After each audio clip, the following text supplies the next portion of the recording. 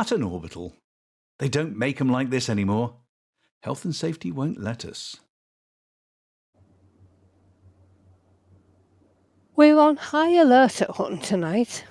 There's a rumour going round that some EDF pilots have gone space crazy, which is like normal crazy but cooler because it has the word space in front of it.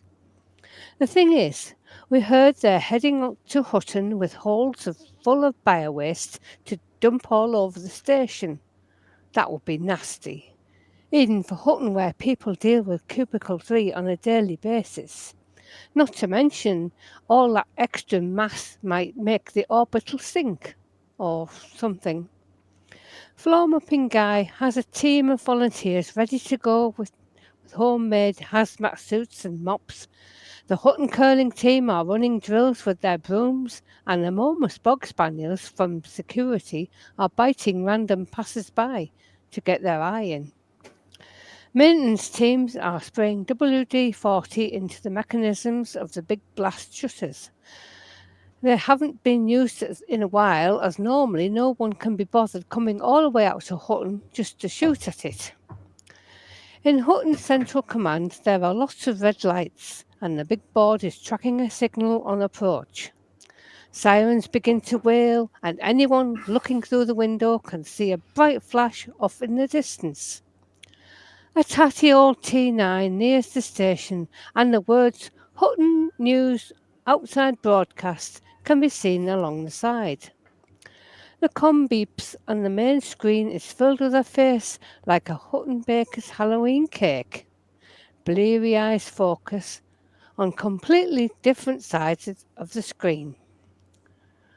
Screeching feedback erupts from the speakers and a voice says, Mike's live!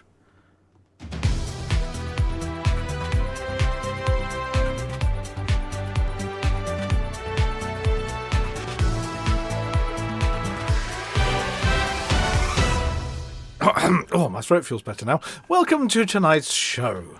I'm Rudolph Hucker, and I'm bringing the old Type 9 outside broadcast unit in for a refit. I'm Wilma Fingerdew, and I say we raise the blast shutters because I get to press the button. It's me, isn't Seamless. it? I'm your Harris, and I got a bit of a fright.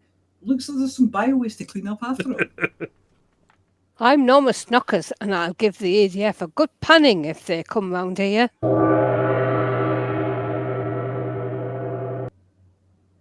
Did someone say the feds were coming to Hutton? I'm Mike Rochburns.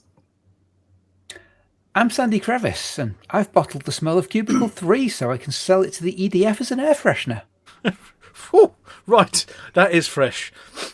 Pine fresh, lovely. Right, let's get to the headlines before Sandy smashes one of those bottles and, then we have to evacuate the studio. 10% of the galaxy to move away from private ownership, says PF. ARC's stretcher confirms even it costs only the one. A hardy adventure.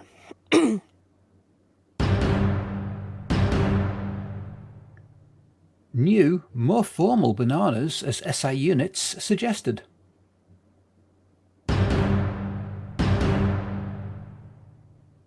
Sol's AAA stronghold status at risk.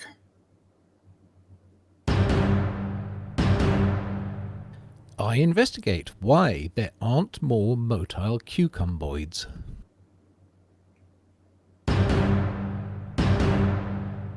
And I take a slice through the soggy bottom of Hutton's BGS crisping drawer.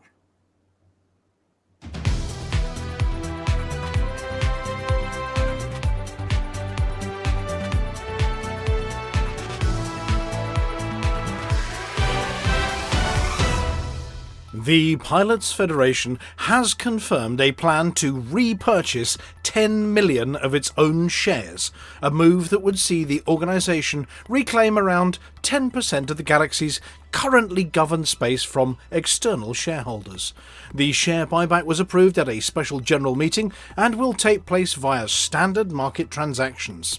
The Pilots Federation stated that the programme is intended to return capital to stakeholders and strengthen institutional control.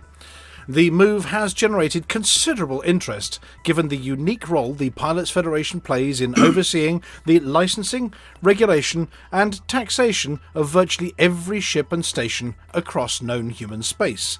Although it does not manufacture new starships, colonization vessels or station platforms, the organisation has reported a significant uptick in revenues. Sources cite the widespread taxes levied on almost all transactions, undeclared rebates linked to new ship sales, and highly profitable investments in paint shares. The buyback has, however, introduced an unusual complication. David Brubin, former chief executive and the single largest shareholder in the galaxy, is projected to cross a regulatory threshold as a result of the repurchase. Under galactic corporate law, written in part by the Pilots Federation itself, this would ordinarily require Brubin to offer to buy out all the remaining shareholders. In effect, this would obligate him to purchase ownership of the entire galaxy. At present, the galaxy contains an estimated 400 billion star systems, excluding regions currently occupied by Tharg the Mighty, and sectors that no one has yet been to. To avoid this scenario, the Pilots Federation has convened a further general meeting. Shareholders will be asked to approve a waiver exempting Brubin from the mandatory acquisition of the galaxy requirement. In a statement issued via legal representatives, Brubin commented, "One galaxy is far too much for one man. Though my wife's been known to devour a 2-food bar of it on occasion, all on her own." The buyback is regarded positively by many in the industry, but not the forums as usual. According to sources at Hutton Orbital, the move is being interpreted as a sign of stability. The Big Bang isn't happening again anytime soon. The Thargoids have been sent packing for now, and the Guardians appear to be languishing in the kind of dim and distant past usually reserved for a T-Rex, or perhaps even primordial soup. Separately, the Pilots Federation also confirmed progress on its rewilding initiative. The latest planetary site, the third of its kind, has been successfully terraformed. Reports indicate that large Brontosaurus herds are thriving on the world.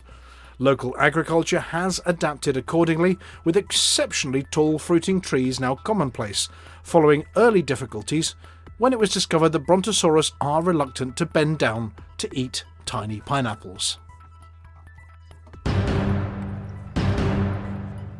The Arc Stretcher retail chain has been sold for 1 ARX. Its administrators have confirmed. The retailer operates more than 3,000 small outlets across the bubble, including one controversial vending stall at Hutton Orbital. It was placed into administration earlier this cycle following prolonged financial difficulties.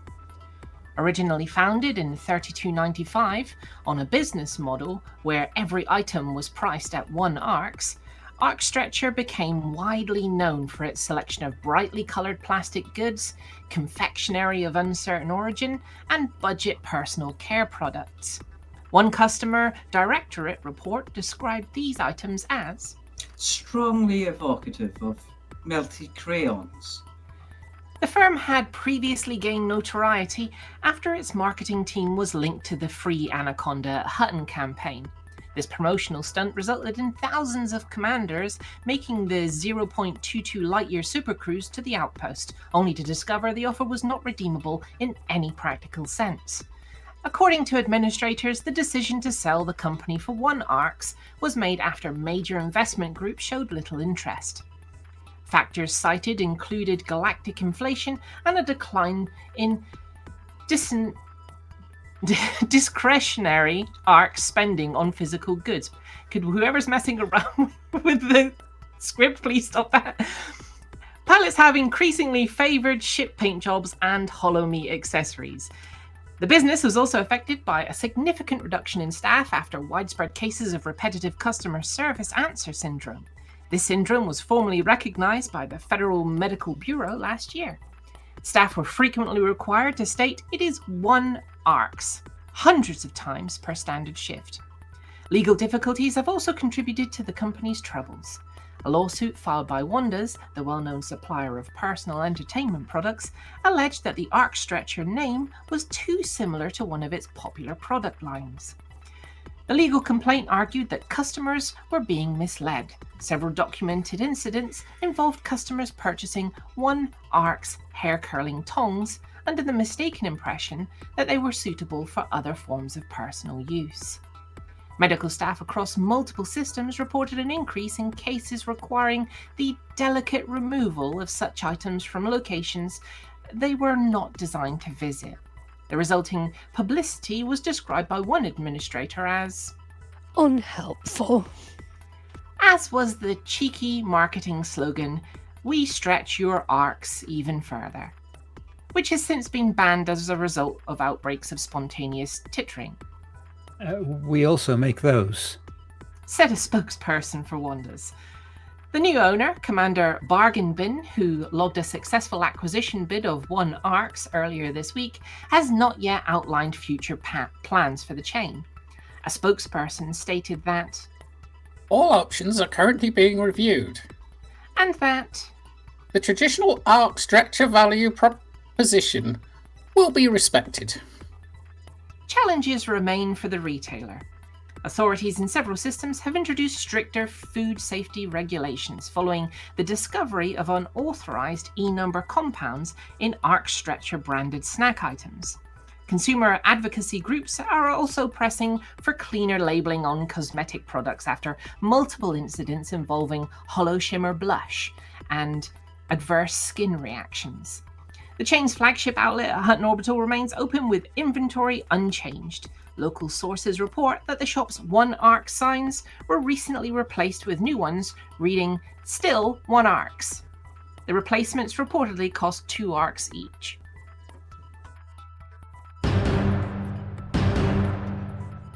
New long-distance travel report this week has highlighted the occasional pitfalls of modern ultra-fast ship technology. Commander Hardy, the fastest recorded pilot to complete the Hutton run, has returned from Colonia region to the bubble in just 90 minutes, though not entirely as planned. Commander Hardy had been conducting advanced engineering work in Colonia when the news arrived that a key community goal was approaching its deadline. Eager to secure completion and associated rewards, the commander launched a direct return journey. With a Mandalay-class ship configured for nearly 90.5 light-years per jump, the trip was described as almost trivial by Hardy. Going out to Colonia these days takes about as long as the Hutton run used to, they said. Although, at least with the Hutton run, I could make brownies while it was happening. To achieve the required jump range, Hardy had stripped the vessel of all non-critical equipment.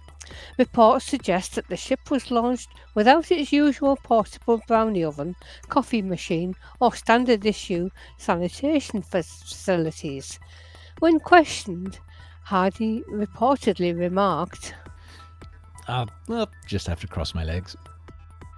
Instead, Hardy had planned to utilise Neutron Star scoops en route to bake a batch of their signature chocolate brownies, relying on the intense heat generated during fuel bursts.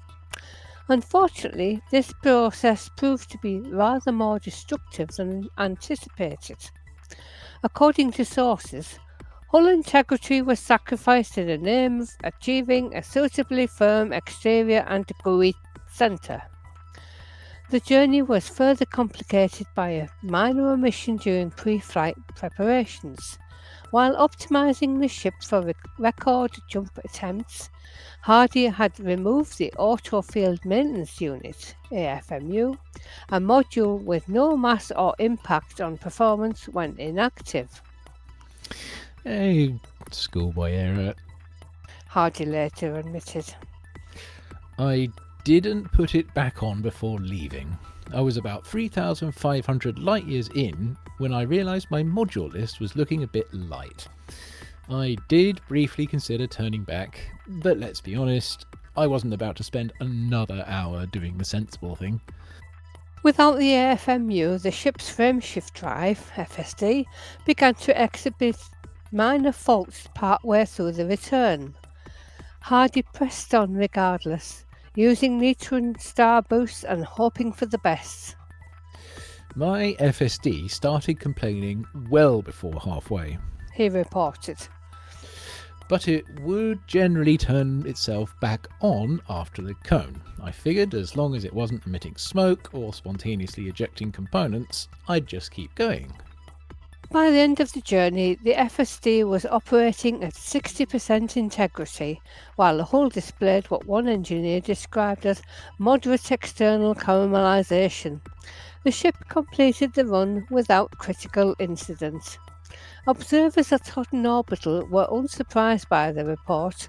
One engineer commented, Commander Hardy can cross half the galaxy faster than most people can finish a cuppa. But remembering to pack everything? Less reliable. The engineer added that Hutton's engineering team is now considering adding AFMU reminder, "Are you sure?" as an optional voice pack prompt. The Pilots Federation confirmed that no structural damage was sustained and that the vessel has since undergone a full systems check. Commander Hardy is reportedly back in the bubble, considering future record runs, though sources close to the pilot suggest they are also shopping for a replacement coffee machine and an oven less likely to endanger ship integrity.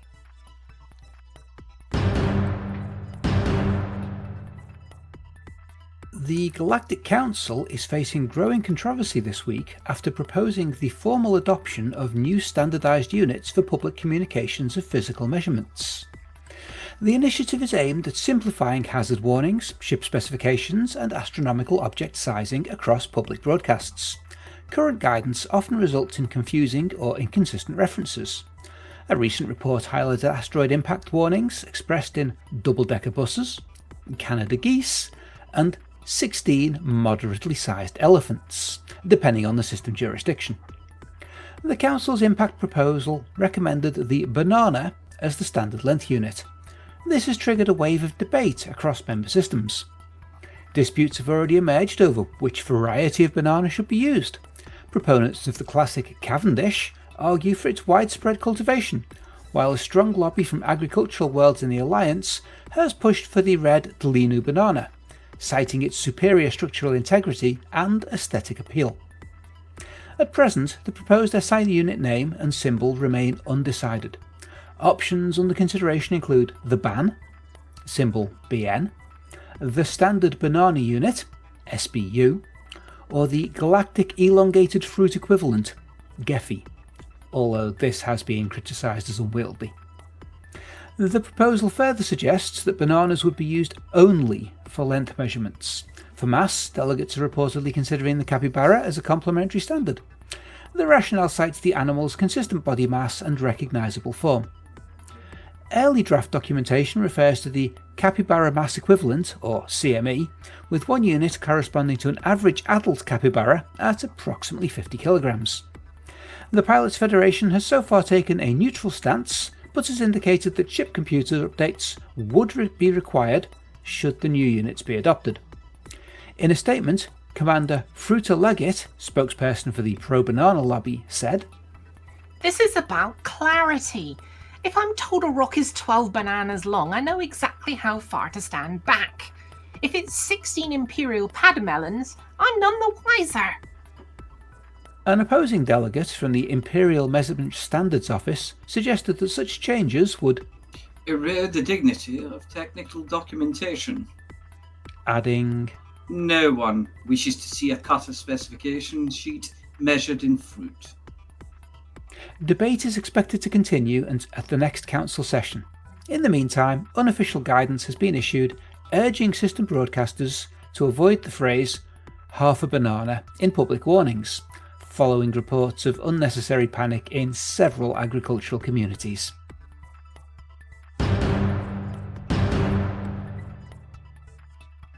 Concerns have emerged across the galaxy over the integrity of power play system standings, following the report of unexpected shifts in figures used to track the influence of major powers. The development of the trigger particular alarm when the Sol system, where officials now believe it may be at risk of losing a coveted AAA stronghold status. Sol remains on high profile alert. Let me try again. I apologized again. Oh no. Sol remains a high profit target, not least because of its symbolic value at the heart of the Federation. The sprawling, bureaucratic, and frequently grey-clad regime now faces the unwelcome prospect of being downgraded. On Mars, this has resulted in a wave of thinly veiled panic. Multiple factions have submitted evidence claiming that they had done more than their fair share to defend the system's standing. One such report attributed Commander Jowly McLurkship, and they stated, "We've done loads more work than that other lot. We even skipped second breakfast and had our tea in a lap in the cockpit." Attention has now turned to the cause of the discrepancy. Some suggest that an unidentified group may have found a novel way to influence stronghold systems. Theories include the widespread deployment of placards and strategic use of highly persistent door knockers. In key stations, I've read the punctuation wrong. Others believe the decimal point may have been inadvertently washed off during routine data laundering, with the missing digit now possibly lodged somewhere in a grot trap of a server room. The Pilots Federation has confirmed that it is aware of the reports. In a statement, officials said that there is no cause for concern. Sol is a permit-locked system and remains perfectly safe. Arissa and her associates are definitely not using forged Pilots Federation licenses to gain access. The statement read, one Mars-based commentator was overheard saying, If the system does fail, the first anyone will notice is when they finally see a colour other than grey in a government-issued uniforms. Until then, business as usual. A new academic paper published this week in the Journal of Applied Xenoanthropology has raised provocative questions about humanity's long-assumed position as the dominant sentient species on planet surfaces throughout the galaxy. The study, led by Professor Irkan Tso of the Tionisla Institute for Interdisciplinary Speculation, contends that the current perceptions of species distribution are primarily an artifact of reporting bias rather than objective fact. The apparent dominance of Homo sapiens terrestris across terrestrial environments, The paper states, arises chiefly from the fact that it is members of this species who are conducting, recording and disseminating the surveys. The report highlights a curious statistical absence. Despite tens of thousands of Earth-like and water worlds now catalogued, there has been no confirmed discovery of alternative large-scale sentient planetary civilizations, other than the Thargoids, of course, and in ancient times, the Guardians. This, the authors argue, is statistically anomalous, given the known parameters of biological evolution and the timescales involved. More controversially, the paper posits that this absence may not be coincidental, but rather the result of a deliberate conspiracy of silence within galactic media structures. Given the extensive reliance of major news networks on human-centric sources, Professor So writes, there exists a systemic disincentive to publicise evidence of non-human planetary civilizations, which might, by their very presence, undermine anthropocentric assumptions and precipitate inconvenient political and engineering demands. The paper references persistent but unconfirmed reports of sentient cucumboid beings originating from the world designated Allotment 5, a humid Class 3 agricultural planet. According to archival data from independent survey logs, inhabitants of Allotment 5 exhibit advanced linguistic structures based on rhythmic undulation, complex communal irrigation rituals, and a morphological profile which presents significant challenges for existing human ship interior designs. Early leaked design studies suggest that full accommodation of high water content, vertically elongate, non-segmented sapient forms would necessitate radical revisions to galley structures, corridor dimensions, and atmospheric humidity controls. Critics of the paper have dismissed such claims as unsubstantiated horticultural paranoia. However, proponents argue that the absence of publicly available data on sentient cucumboids, alongside the conspicuous lack of reported sapient species across known habitable worlds, warrants further investigation. An editorial response from the Pilots Federation's Science Directorate stated, "We continue to monitor all credible reports of sentient life.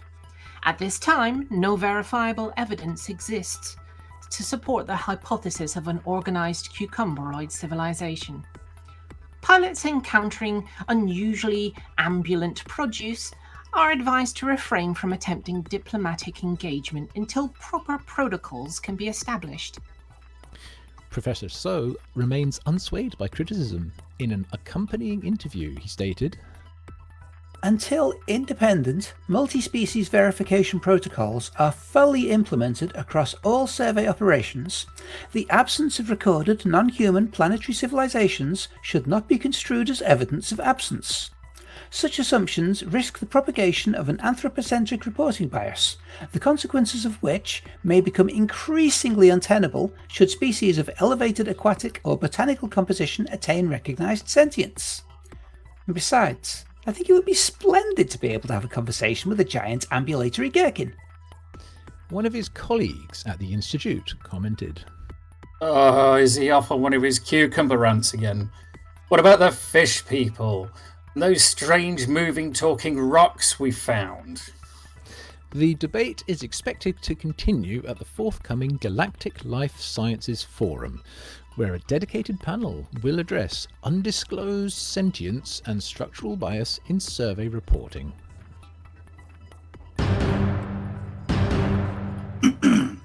Welcome to the Hutton BGS bit, where we turn the volume up to 11 in the Hutton Situation Room before testing the brown noise generator. Well, the never-ending expansion across Hutton systems continues without end, it would seem. Booms are in Riga, Barnard Star, Wolf 359, 36 off Yuchi, and Alpha Centauri, Bidmere, and Wolf 562. In LHS 2447, we are having a bit of an outbreak. But what does it all mean? I mean, I say all, there isn't much at all this week. Well, if you want to truck it, truck medical supplies into LHS 2447. If you want to mission run, then run missions in Alpha Centauri. Our influence is a little bit low there, so it would be nice to get a wee boost. And always check mission destinations before accepting. Well, unless you want to take a trip out to Hutton, that is. And if you want to shoot it, then you can always take a trip across to Ministry and shoot at these star pilots. Just for fun, of course. Remember to fit non-lethal lasers and dummy autocannon shells. And that's it for this week's Hutton BGS bit.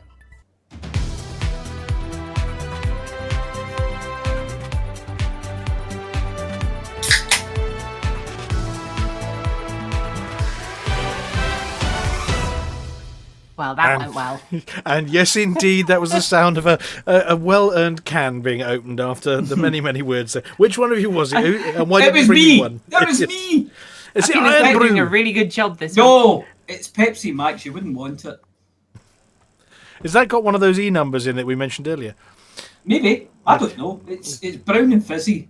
Yeah. Anyway, Amelia, you were saying, sorry. So's Cubicle 3. Yeah.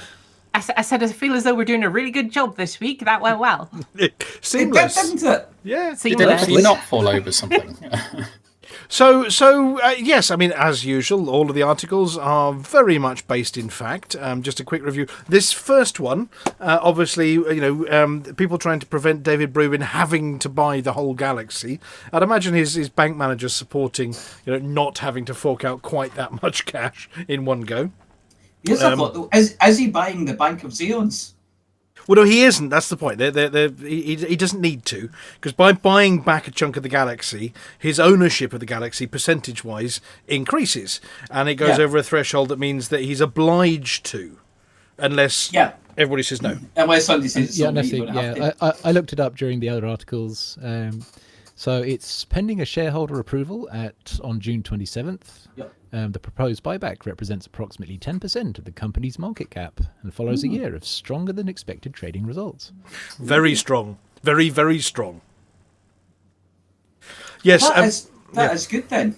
Like you said, this is good news. We do accept this as good news, and in fact, even the forums haven't managed to paint this one as bad news. But I mean, this comes sort of hot on the tail of a market update.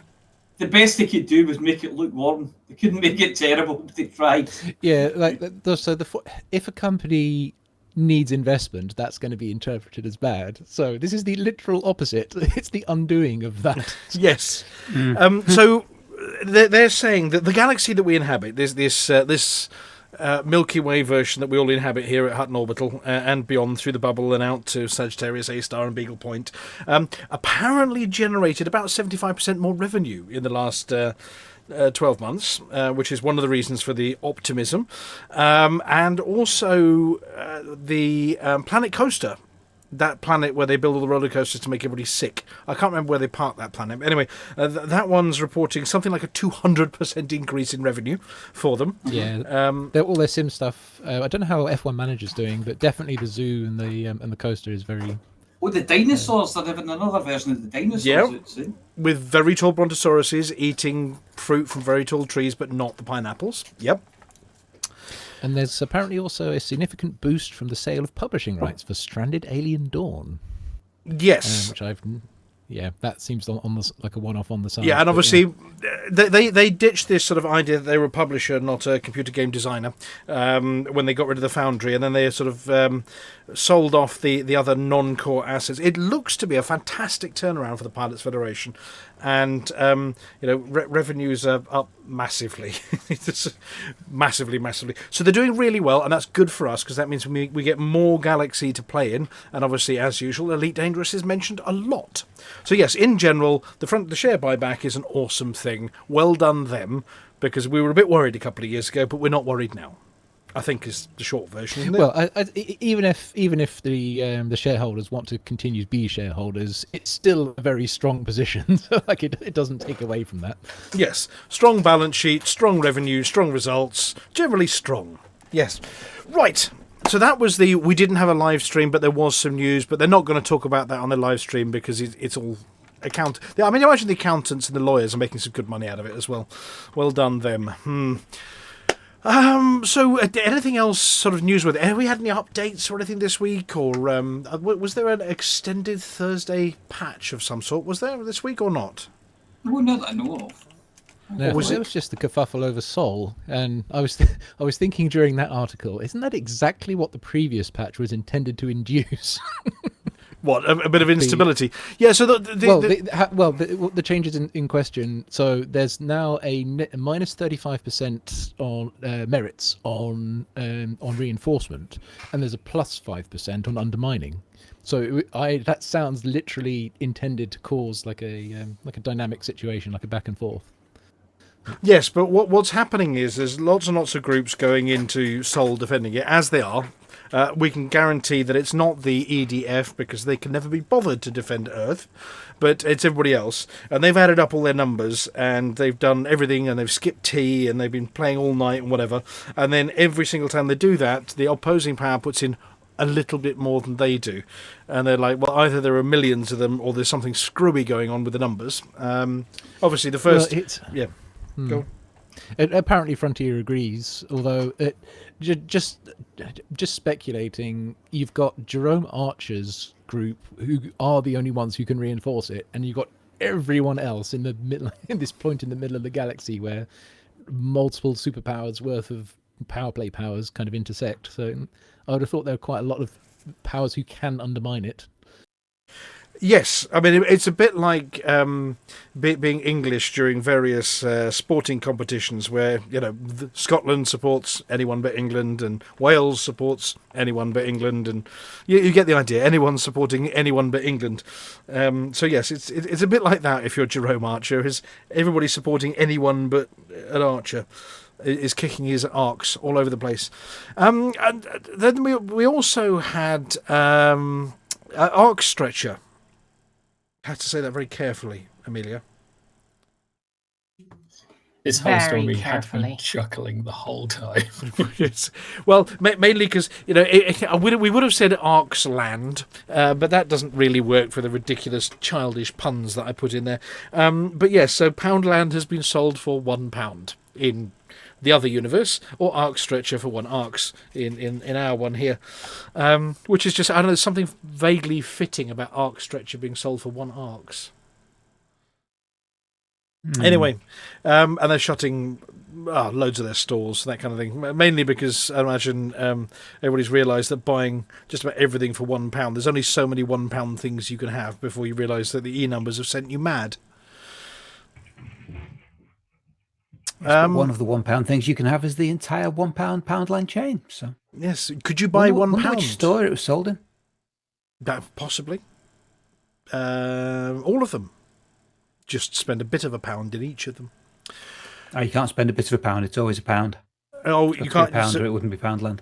Oh, right. 1 arcs in this case, yeah. And obviously Commander Hardy did make a bit of a faux pas, but he did make it back safely. Nobody has tried the brownies yet. They're probably radioactive. The standard banana unit, well, we've known about that one for ages and ages. And then the Journal of Applied Xenoanthropology. It arose from a conversation I was having. I overheard this conversation in a bar about, where are all the other species? Humans everywhere, but that's it. So obviously this journal is trying to address the fact that maybe it's because we're ignoring them as opposed to maybe they don't exist. So Amelia, I mean, have you met other sentient species out there, or are they mostly just human devouring plants and things? Mostly, yeah, the latter. I mean, given there are 3 sentient species that have been found already, one would therefore assume that we're not unique in the galaxy, Guardians and Thargoids and whatever, and therefore you would expect to find something else. No? Okay. You would have thought so, but apparently not. Well, Cucumboids. Apparently 3 is the magic number. What is that? They actually made an equation for it, didn't they? Yes. The Drake equation. Yeah. Yeah. And if you sort of plumb in that we've got 3, then sadly, I think the Drake equation can best be summarised by what you get if you multiply lots of unknown variables together. Yes, and the answer is unknown. We don't know. The answer is brain trees. Brain trees. And maybe that's all that's left of a sentient species. They just put down roots and just hung their brains out on the end of things. Okay. Well, I think we did it last week, and it got liked. Flossy, are you there? Uh-oh. We might. Flossy's burbing. Flossy's burbed seconds before you said that. Oh dear. Okay. Well, should we? Was there anything else? Oh, we wanted to do this bit. Should we do space news and come back for Taurus? Yeah. Yeah. I guess. Yeah. So let's just. Somebody can ping Flossy a note to say we haven't forgotten you. We just moved you. Right. So I better push space news button. Have we got space news this week? Oh, we got a little bit. Yeah.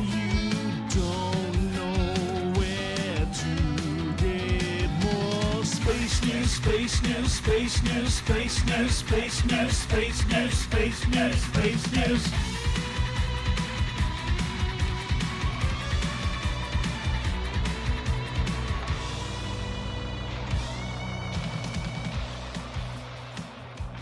Take it away. The sun's bottom has been filmed.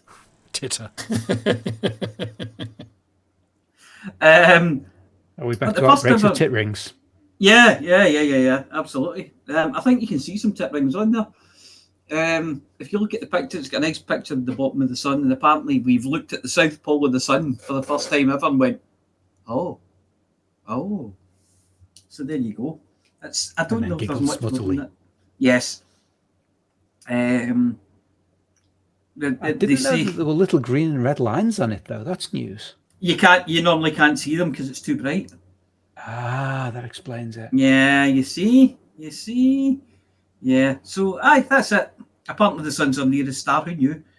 Yeah, you are. From Earth, the sun is so bright that it appears like a featureless disk. That's why you can't see those lines.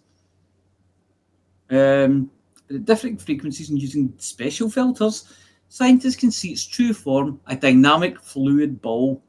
So it's all about the magnetic fields twisting and turning on the surface and conjuring up flames and loops and all that kind of thing, which, I think we've all seen before. Most of us have flown through them at some point. Scroll down a bit. There's a man on the sun. I see him! Ah! If you scroll even further down, there's a thing. Bing. Yeah. If you scroll back up to the man on the sun, Yeah. I'd ask, how is he casting a shadow on the surface of the sun? Yeah, that's not an easy thing to do, is it? Those studio think lights that- must be powerful. Yeah. I don't know how he's got it. Might be a projector screen with the image of the sun on. No, top. it's the real sun. No, it's Oh, real. Look at it. What do you know? Look at it. There's an even more powerful sun that's doing it then. Yeah, that'd be it. Yeah. Maybe Thumbs it's up the brightness and alphas and Beetlejuice. Beetlejuice. Maybe that. Maybe One more and Beetlejuice we has summon gone. him. Yep, Maybe that's three. Beetlejuice has finally gone supernova. Who knew? Anyway, that's it. We've seen the sun's bum. That's all it needs. Next. That's all it needs to meet the criteria for me. So Strawberry Moons, 2 articles here, one in Wales and one in Yorkshire. Now I'm looking Well- at these pictures. That looks far too big. Had one in Cumbria too. Was it that size, Flossy? No, but it was very. Was very this red. something that Amelia missed again? Yeah. Definitely. I miss all the things. It was yesterday, Amelia. Yeah, Strawberry Well, Moons then, forever. yeah, I definitely missed it. One of them, strawberry mousse forever. There you go. Here's strawberry Scroll mousse. along. There we go. On cue. Strawberry mousse forever. Yeah. Get its wee antlers tangled in the castle gates. Oh, that one's got werewolves in it. That picture there has definitely got werewolves in it. Yeah. Yeah. It looks good though. I mean, it looks great, but that moon in both of the pictures looks far too big. I don't know what they've done, but it looks like it's been altered. So yeah, Zoomed apparently in. it's a phenomenon that's not been seen so clearly for nearly 20 years. And the next one's not going to happen until 2043. Okay. So we might still be broadcasting then, you never know. Oh my God. Yes, possibly. Amelia, you need to start putting that into your 20-year diary. Amelia, Yes. put it in your 20-year diary now so you won't miss the next one. You know, it's even if it goes to the diary, it's still going to be missed. Well, okay. Well, there will yeah. It'll be cloudy. There'll be clouds. There always is. Every time I go outside to try and catch one of these phenomena, I think it's a hoax because there's never anything out there. Yes. It's only for other people, that's why. Right. Imagine. What's your next one then? Because it hasn't got a Next heading. one. It has got a head. No, that's the second picture of the Strawberry Moons Forever. Oh, right. There Okay. was 2. That second one's a Yorkshire one. But now we're on to the Aurora Orbital Space Plane. Let's get his first customer. Somebody's actually bought one. The Aurora this is- suborbital space plane. Yes. Yes, I was thinking, hey, wow, a plane that goes into space, capable of carrying an entire 5 kilograms. Yes. 5 kilograms. And you see it goes into Suborbital. space. Suborbital. 60 kilometres, 100 kilometres, 60 So it's miles. just a plane then. No, it's a model plane. It's not even a plane. It's a model plane. Okay. Yeah. I did the photograph though. I've been trying to work this one out. I'm scale. sure I've seen this photo. Well, I swear I've seen this photograph before with a fighter jet on it, and I'm trying to remember. It looks like it should be an F-16 or something, and I want to see if I can reverse Google search it. Okay. Well, yeah. So I mean, the way this thing works is it takes off from a runway like a normal plane, goes up to the heady heights of 100 kilometers, drops off whatever it has to drop off, and then comes back and lands on the runway. So yeah, it's quite, it's quite a good thing. But it is a rocket plane. I think for the test version they had it with the jet engines on it, and then they switched over to rockets, and it's still working. It's all sounding very good. And yeah, so somebody has bought one. I'm just trying to see who it was that bought it. Somebody in Oklahoma. Yeah, I'm just glancing. Doesn't say who bought it. Somebody bought it. Yeah. So they're allowed to do 100 of these launches a year at 5 kilos each, or about a fraction of what one of the giant penis rockets will be taking up. Yep. Okay. Well, that's the thing, is it'll be cheap to run. That's the theory anyway, is that it'll be fairly cheap to run because it's not a rocket, it's a plane. Yeah, and there it is to scale in somebody's hands. I was going to say that probably is a kilogram's worth of aeroplane there. That's the actual one. Yeah, I mean, he doesn't look like he's lifting much more than 5 kilos there. Yeah, that's going to be light. And the great thing is, with it being suborbital, you get your payload back as well. Yes, yeah, your payload comes back. Plummeting. Yeah. You can send up the same satellite each time. Brilliant. That's the thing. What are they going to put up suborbitally? Maybe they'll put up little. No, in seriousness, maybe if you've got small satellites, very small satellites, you could send them up. Like people send up the weather balloons with Raspberry Pis attached to them. Oh, can you imagine? Raspberry Pis floating in front there. of strawberry moons. Okay. Can you imagine if the cargo bay doors opened and it had a satellite on a big catapult? Now, I'm wondering whether they would send up big catapult. small, very small rockets. And yeah, so you could. Yeah. You then continue the rest of the way. If you've got a 5 kilo payload, and once you allow for how much speed you need to get from there to actual orbital velocity, you'd be looking at grams of final payload into orbit. Yeah. That's the thing. Nobody said what it's actually useful for yet, Yeah, or one apology officer. How very dare you? Only if she packed heavy. Yes. Yeah. To the extra pair of shorts, just in case you need somewhere hot. Extra pair of shorts, and I put my big jacket on, put my big coat on for going to space. Okay. So is that it with our space news for this week? Yeah, why not? Yep. Well, thank you very much for tracking all that down, and let's play the outro theme tune. There we go. When you don't know where to get more space news, space news, space news, space news, space news, space news, space news, space news.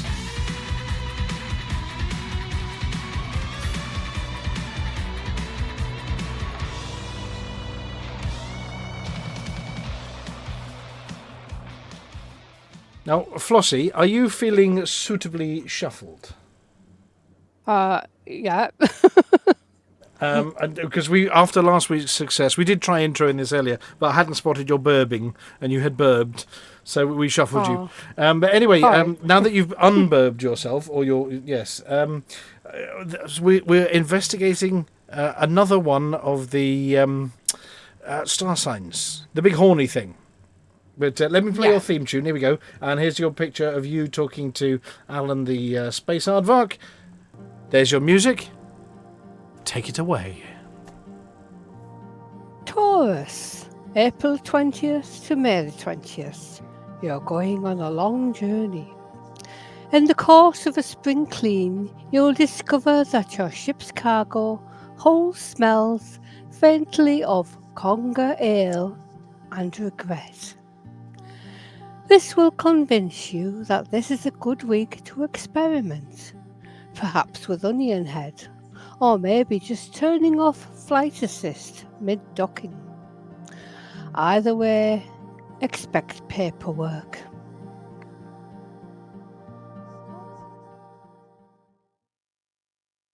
Ooh, expect paperwork. Expensive paperwork. Either way, I would imagine. But there you go. If you're a Tauran, April 20th to May the 20th, that's what's your horoscope is for this week. Handing over to Do we Amelia. have a word of the There we week? go. Do we? I think we lost the apology officer. The apology officer swallowed the microphone again. It's not my turn. Oh, whose turn is it? Nah. Is it Gray's turn? Gray. Yeah. Wait, what? Word of the week. Oh my Seamless. god. Have we got what one? Oh my god. Seems. Phenomena. I see no Sims. No shims. Ahoy! Maybe we need to put a bung. Maybe. Do we have a word of the week? We do. Oh, And what I'm is the paying word of the attention week? this time. The word is a bunghole. I've done the phonetics there for you. I hope that helps. Oh god. I tried to ask this next question. It's to What fill does the that seams. mean? You wait until you get given the sentence. A hole in a barrel or a cask you can pour the liquid through. That's totally assume not that what means I thought out. it was. No. Can you use it in a sentence, please? You just watch me. Cecil couldn't get the cork back in the bunghole, so he had to drink the whole cask of Mega Gin. Or you'll need TP for your bunghole. That was a classic Beavis and Butthead. I believe that's a Mr. Yes. Cornholio quote. Yes. You need to be by your bunghole. I was just concerned. I was just concerned that it was couldn't get the cork back in, so he had to spend the rest of the night in cubicle 3. But Well, maybe you after managed to drinking get that- through. You managed to get through that without saying tap or spigot. Yes. But I think you can that's attach. because we can't spell spigot. I think you can attach a tap or spigot to a bunghole, or you can put a bung in it. And just for the record, headline, you all know where to look by now. Yeah, In away. the bunghole. Yeah, away. Yes, away. Oh look, he's trying to fill his bunghole with a cork. Right. Okay. Right. I suppose we ought to let's be sensible for a bit and we'll do a sensible thing on the show, like some space facts. Are you ready there, Valkyrius? Yep. It could be this one. Hang on a second. No, it's this one. Nope. There we go. Lots of space facts that everyone to know they need to know. Think from Hutton straight to your brain.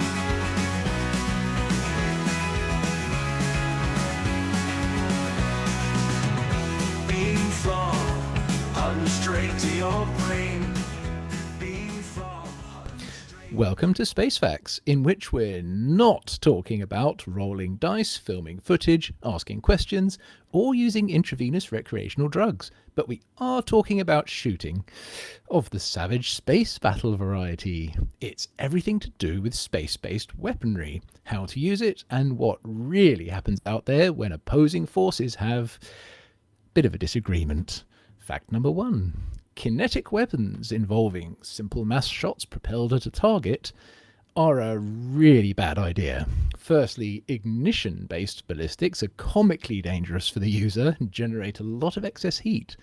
Electromagnetic ballistics, such as coil guns and rail guns, are much more feasible. However, these still incur Newton's third law, which means the user gets yeeted in the opposite direction.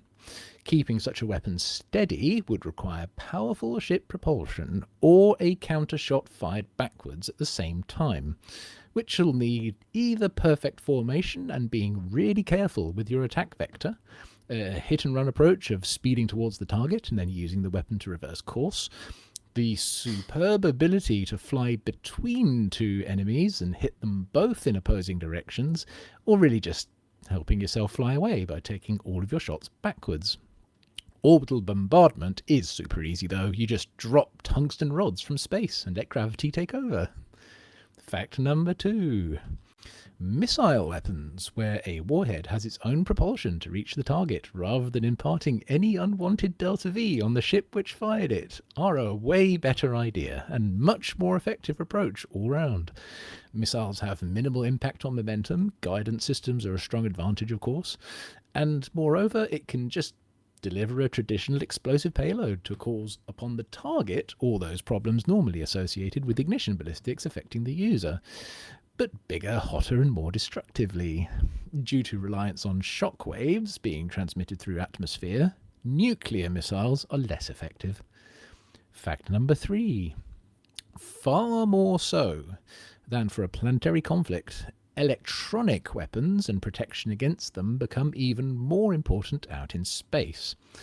The first concern is actually containing your own EMF and not being detected at all, if possible.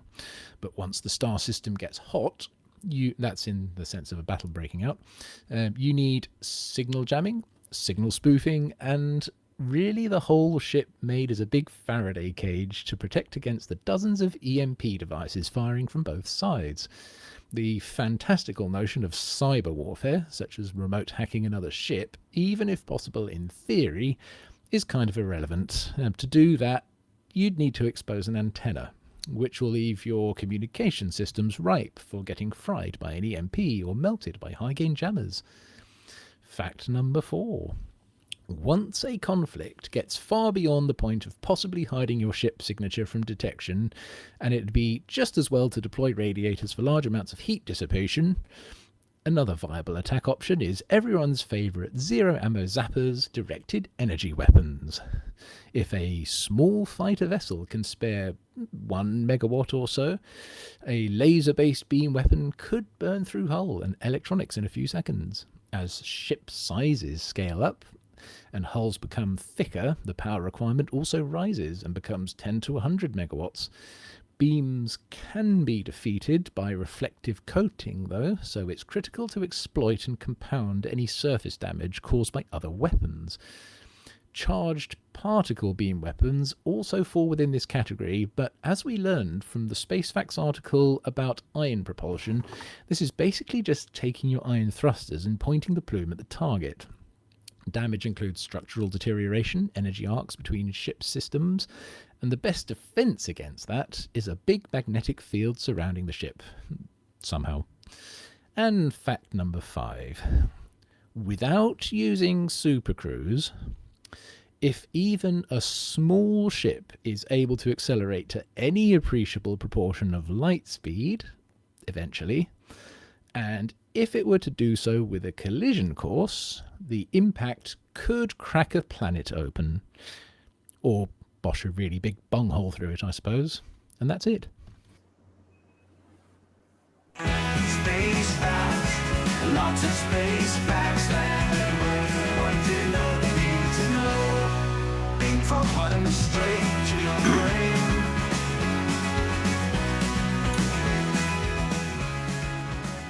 Can I ask a quick question? Why? You must. Yes, I must. Why tungsten rods for the orbital bombardment? Tungsten rods? I don't know. Density. They are pretty dense. That's true. Yeah. But I suppose it's any old lump of mass as long as it is relatively what's the word I'm looking for? Aerodynamic. So like a rod. Yeah. I was kind of thinking maybe the high melting point or something like that. Yeah, tungsten's high strength, reasonably high melting point, very high, very, very high density. Yeah, okay. So Excellent. other high density things like lead would melt on the way down and be less effective on impact. Yeah. Yeah, so if you've already passed the point of not doing war crimes anymore, then that's what you break out. Okay, yeah. So I mean, like a big rock would do it, but tungsten's better because it's predictable and it's. A tungsten rod will cut straight through the atmosphere and make a very big hole when it hits the ground. A big rock will mostly burn up in the atmosphere. Yeah. And you have to go very, very big rock to reliably hit the ground. And it might crack and explode. Yeah. I suppose, though, if you are past the war crimes point, then it really doesn't matter if you're taking out a building or an entire city, really. So. Yeah. or whether you're firing the enemy spaceship at the planet in an orbital bombardment. Right, here, have that. Yeah, okay. No, that's great. Thanks. Amelia. Ah, okay. Next up, we have Flossy with the CG News. Who is this superhero? Chicks? Nope. Mia, the apology officer? No way, man. Helen, the mild-mannered CG publisher? Could be.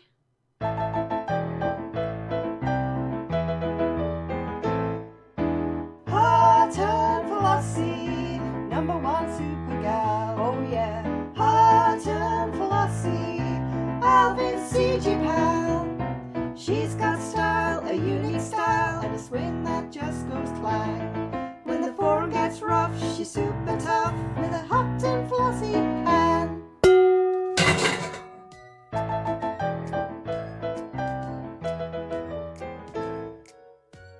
Hello, Flossy here with this week's CG News.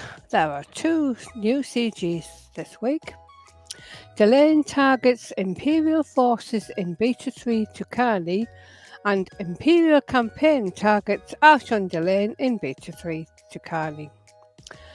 A new pirate initiative has begun in the Beta 3 Tucani system, focused on disrupting Imperial operations.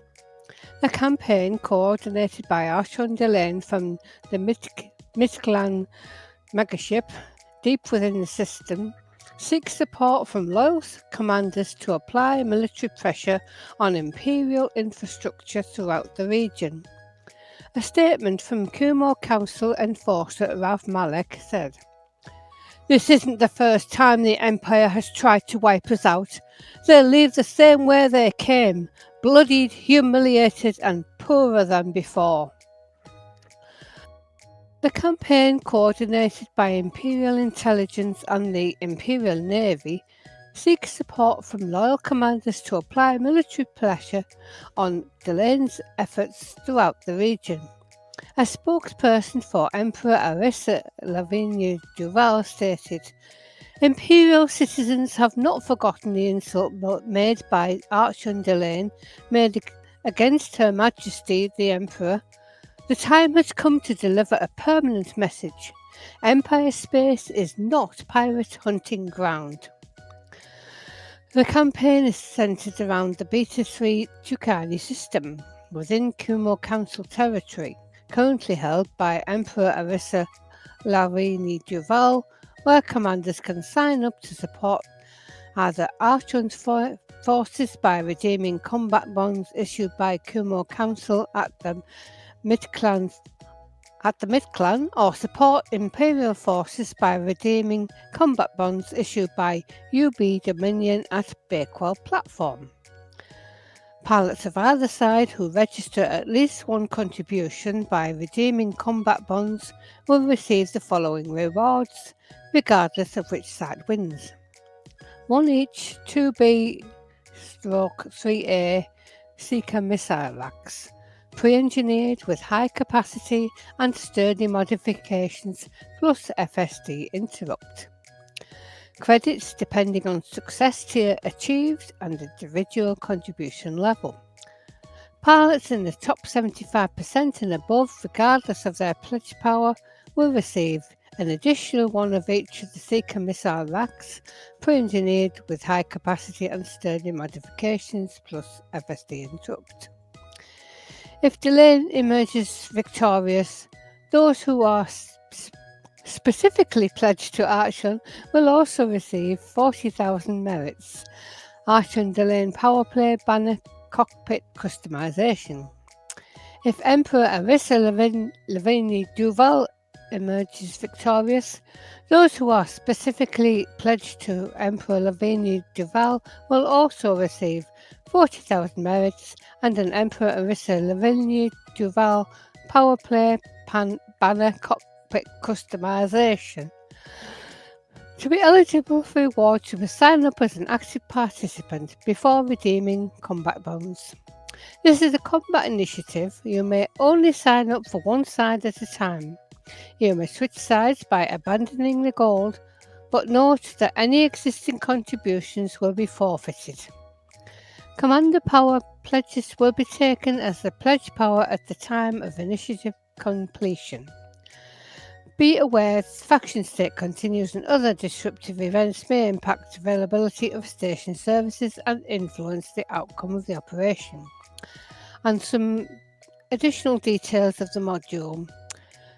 The 2B 3A Seeker missile racks with mass plus 120%, integrity plus 100%, power draw plus 30%, damage minus 5.5%, thermal load minus 10%, armour piercing plus 40%, rate of fire minus 26%, ammo clip size plus 100%, ammo maximum plus 100%.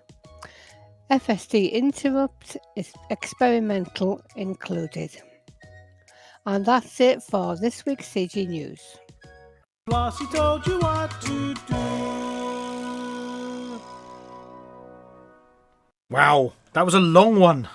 That was a really big one. It's Horrible names in. I probably didn't pronounce properly. right. So it's them versus them. Pick one of them, and if you do well, then you get stuff. Is that the TLDR version? Yeah, that's Right. it. But you can't do both. No, you can't do both. Pick one side or the other side.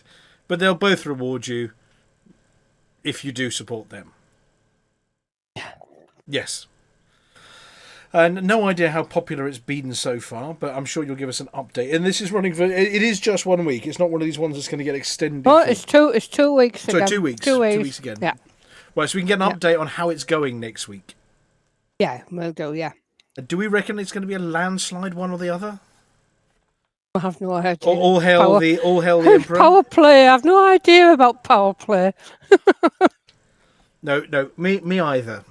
Okay, well, somebody who might... I'm going to take a guess, based on previous weeks, might have another spin on this. And might tell us who they think's going to win, with no bias, of course. Might be the Beetlejuice and Witherspoon, possibly. Or they might be talking about other things, but we've got something from them. Did they say it was video this week or audio? I can't remember. Was it audio? Hang on, I'm just reading it. I think it's audio. I'm bound to hit the wrong button. Yes, it's an audio one this week, so I've got to push this button marked A. Here we go. Let's give it a go.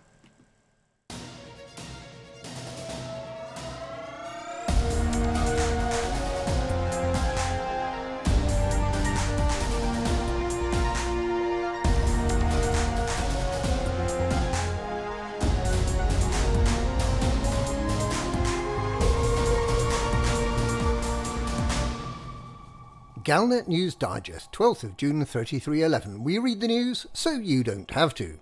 In this week's news, the Empire strikes back against the Pirate King.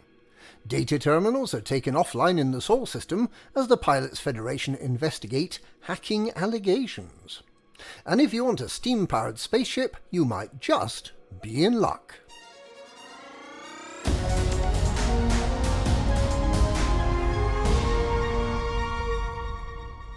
On the 2nd of August 3310, the Emperor survived an attempt on her life. Finally, more than 10 months later, the Empire has struck back against the perpetrators, Pirate King Archon Delane and his Kumo crew. There's conflict raging in Beta 3 Tucani, with special rewards on offer to those who take part.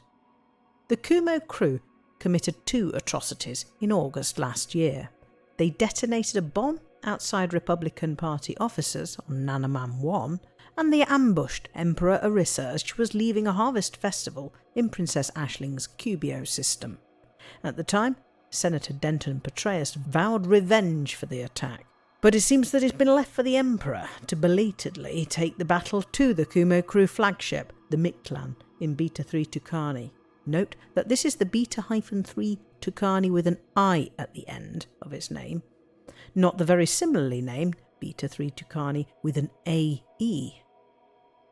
A spokesperson for the Emperor promised firm but fair retribution for the provocations of last year. In response, the Kumo crew appear to have confirmed their involvement in the assassination attempt, saying they expected a response and are pleased the Imperial bureaucracy has finally got around to launching it. Kumo Council enforcer Rav Malek has promised that Imperial forces will be sent home bloodied, humiliated, and poorer than before. The Mictlan, believed to have Archon Delane on board, is orbiting one of the Kumo crew's signature lava worlds. Pirates love a good lava world. It's also close to the rather impressive A-class star, creating lots of lovely photo opportunities. Imperial forces have based themselves at Bakewell platform, which boasts a restrained 2 noob hammers, unlike most recently constructed Coriolis stations, which have 4. There are plenty of conflict zones in which to earn combat bonds, with an impressive selection of rewards on offer, even for those not pledged to either power. No matter which side participants choose to fight on, the rewards are the same. Everyone who signs up and turns in at least 1 combat bond gets a 2B and a 3A Seeker missile rack, pre-engineered with high capacity and sturdy modifications, plus FSD interrupt. They also get a big credit reward at the end of the 2 weeks. Commanders in the top 75% and above will get an additional pair of 2B and 3A Seeker missile racks. For commanders pledged to Orissa or Delane, if their power wins, they will receive 40,000 merits and an appropriately themed Power Play banner bobblehead. For everyone else, you can choose either side and get the same rewards. In fact, it might be easier to get into the top 75% on the side that has fewer commanders signed up.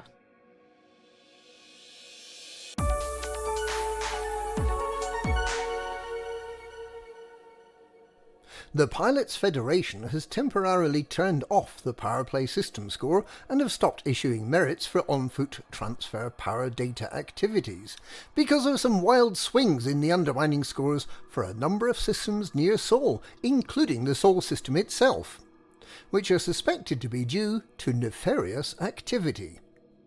As the powers all transmit telemetrics back to the Pilots Federation, such activity can be detected and dealt with. The pause in some on-foot power play activity is expected to last for at least a week, with Thursday the 19th anticipated as the earliest that things will be back to normal. Meanwhile, Colonia resident Ian Doncaster has pointed out that in the age of trailblazers there's no longer any reason for powers to enter into conflict. The powers are gaining a total of around 70 new systems per week, while commanders are colonising more than 1,500 new systems in the same time. There are more than enough systems for the powers to keep expanding almost infinitely without ever needing to come into conflict. There are 20,000 neutral systems within reach of existing power play systems, and each one of those systems will, when acquired, bring even more neutral systems within reach. The powers have more than enough room to expand peacefully. War is over, if we want it.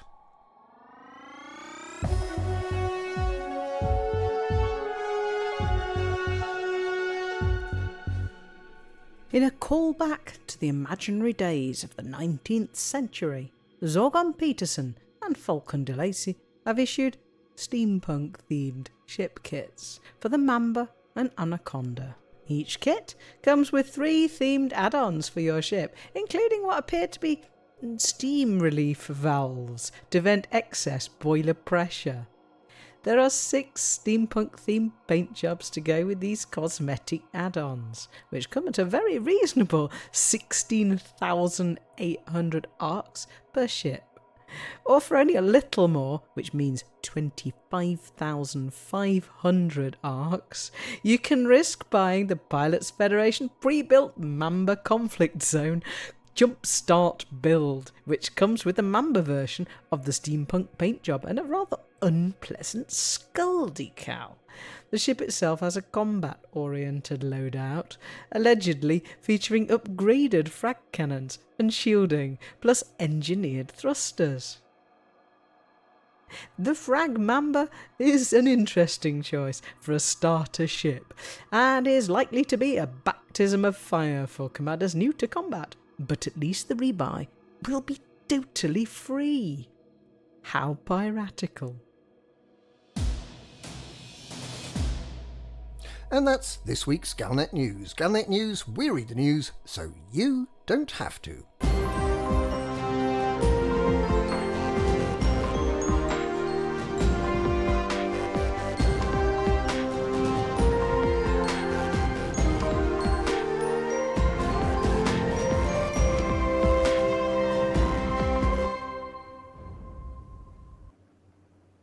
He must be using shorthand, Flossy, to take all the notes while you're reading. You know.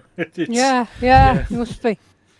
Yeah, I mean it's two different sides of the same dice. You know, just one of them with more opinion and one of them with all the facts. That's yours, by the way. Right. Well, thank you very much to Beetlespoon and Wotherdew. I hadn't realised they'd actually switched off all this merit stuff while they investigate the power play shenanigans. But as Flossy says, power play. What's that? Yeah, it seems Sol is it is still participating. It sounds like it was just some on-foot stuff that has been switched off. Oh, an attempt to mitigate some of it, or some of the negative side effects. Well, I suppose it's time to get towards the end of the show. ECM news, tiny bit, getting ready for August the 16th. We fired up 2 Starship bridges last weekend with full crews and attempted some PWP, not PvP, Artemis. We haven't worked out how to make it PvP. At the moment, it's 2 ships cooperating on the same mission, so you can crank the difficulty level up a bit and act like a fleet, which was incredibly good fun. We tested the fighters feature, which is one that we've not had on Artemis previously. Where the comms officer, when they get bored in combat, actually hops into a fighter and launches it out of the ship and can fly around joining in, pew-pewing things. It's basically like an SLF. So it's made of glass and blows up quickly, but it carries a few guns. But that was really good fun for making them a 7-player setup on each side instead of a 6-player one. And, well, we did it with 6, but you know what I mean. You could do 7. But tested all that and got some more boxes for it. So that's exciting stuff that's going on for ECM. We've been reminded by King Hanky that obviously he's bringing all the chess sets again and trying to challenge anybody to beat him at chess. Please, somebody beat the Hanky at chess. And so the team, I think we've all got a big sort of get together this weekend to chat about all the bits and bobs that are going in to the event as well, and a site visit.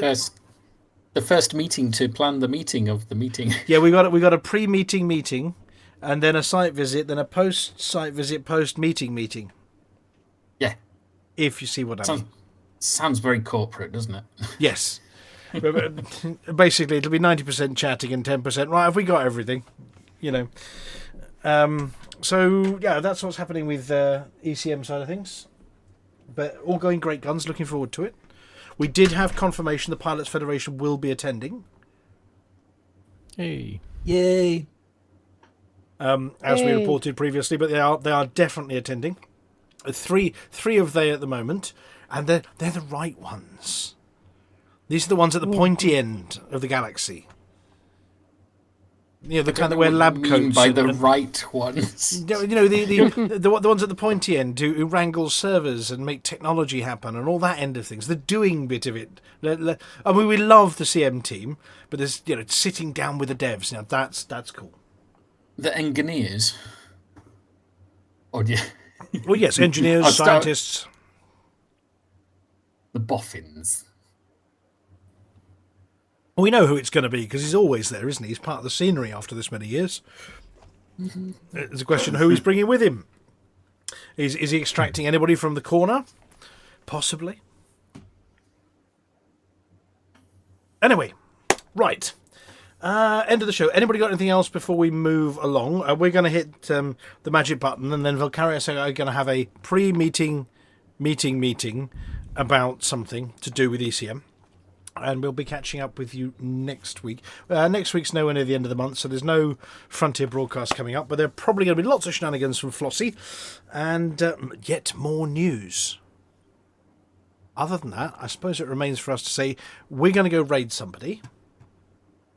So does anybody see over on the Twitch somebody that's in dire need of a bunch of Hutton truckers popping in and yelling for the mug at them while they fly their spaceship. So You know what? You ask me this every week. Yes. I'm still not ready for it. You get used to it sooner or later, yeah. No, I won't. No. You expect too much. So what have we got out there in Raidland? And there's Cal L of Awesome with 5 viewers, who seems to be fitting out an SRV. What? Cal something what? Oh, Kal-El of Awesome. Son of Jor-El of Awesome. Yeah, I think we'll pop in on Kal-El, shall we? So we're going to go and raid Kal-El. So usual rules apply. Turn up, give a hearty for the mug to Kal-El. If you love what they're doing, give them a follow as well. And join in with the banter and represent Hutton in a proper fashion, just by yelling mug a lot. Other than that, read the credits. There's an important recipe in there from Amelia. And Amelia, what else do we say at the end of the show? For the mug! For the mug! For the mug! For the mug.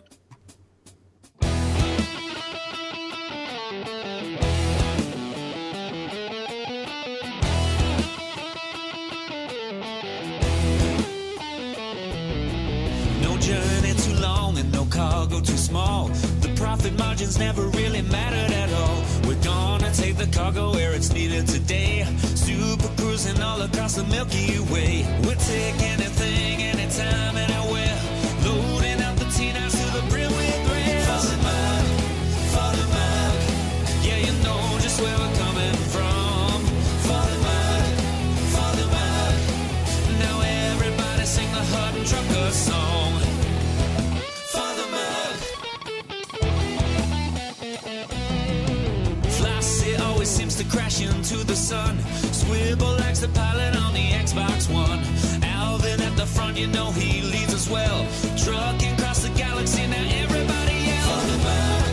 For the mug, yeah, you know just where we're coming from. For the mug, now everybody sing the Hutton Trucker song. For the mug, yeah, you know just where we're coming from. For the mug, now everybody sing the Hutton Trucker song.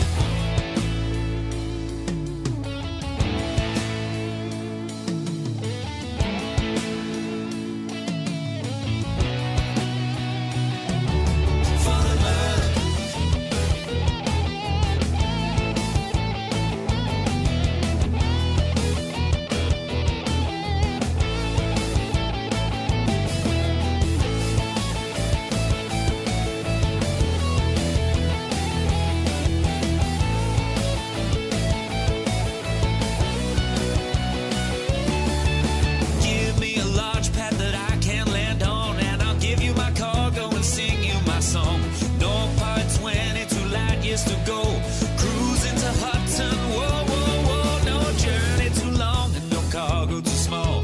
The profit margins never really mattered at all. We're gonna take the cargo where it's needed today. Super cruising all across the Milky Way. We'll take anything, anytime, anywhere. So shout it out loud like you don't even care. For the mug, yeah, you know just where we're coming from. For the mug, now everybody sing the Hutton Trucker song. For the mug, yeah, you know just where we're coming from. For the mug, now everybody sing the Hutton Trucker song.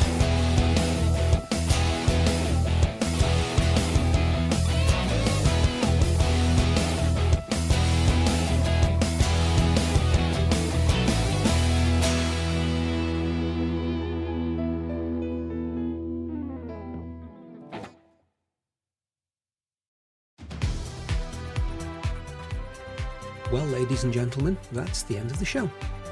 Everyone's buggered off now, so why don't you bugger off too?